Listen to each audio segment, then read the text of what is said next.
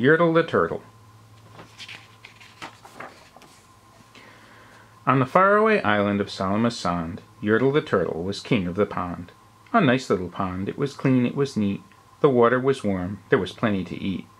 The turtles had everything turtles might need, and they were all happy, quite happy indeed. They were, until Yertle, the king of them all, decided the kingdom he ruled was too small.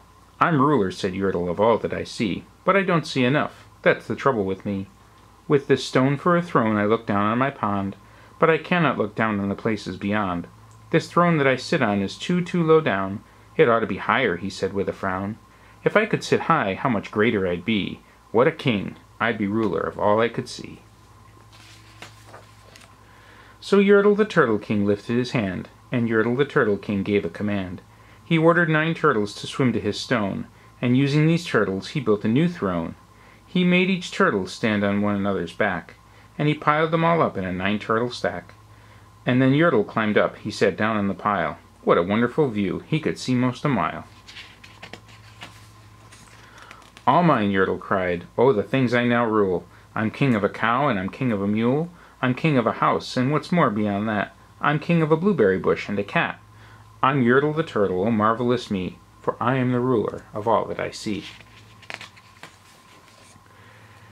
And all through that morning he sat there up high, saying over and over, "A great king am I," until long about noon. Then he heard a faint sigh.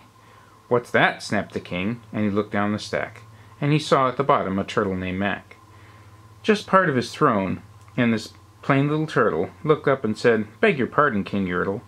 I've pains in my back and my shoulders and knees. How long must we stand here, your majesty, please?" "Silence!" the king of the turtles barked back. "I'm king, and you're only a turtle named Mac.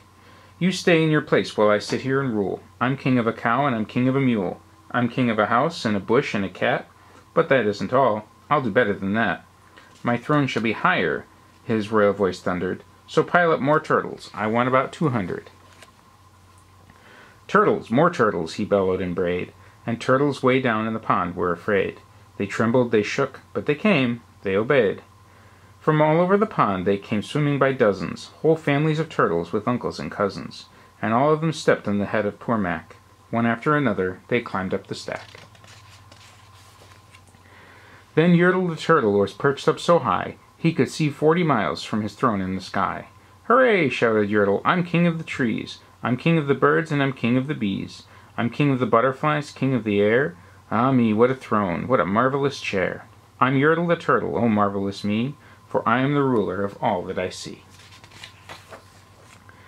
Then again from below, in a great heavy stack, came a groan from that plain little turtle named Mac. "Your majesty, please, I don't like to complain, but down here below we are feeling great pain. I know up on top you are seeing great sights, but down at the bottom we too should have rights. We turtles can't stand it, our shells will all crack. Besides, we need food, we are starving," groaned Mac. "You hush up your mouth," howled the mighty King Yertle. "You've no right to talk to the world's highest turtle. I rule from the clouds, over land, over sea. There is nothing, no nothing, that's higher than me."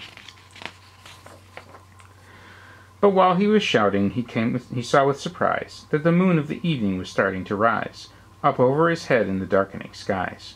"What's that?" snorted Yertle. "Say, what is that thing that dares to be higher than Yertle the king? I shall not allow it. I'll go higher still.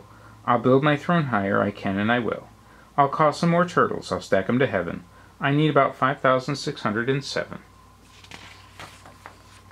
But as Yertle the Turtle King lifted his hand, and started to order and give the command, that plain little turtle below in the stack, that plain little turtle whose name was just Mac, decided he'd taken enough, and he had.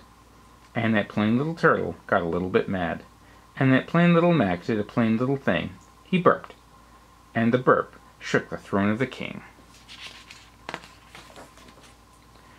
And Yertle the Turtle, the king of the trees, the king of the air and the birds and the bees, the king of a house and a cow and a mule, well, that was the end of the Turtle King's rule.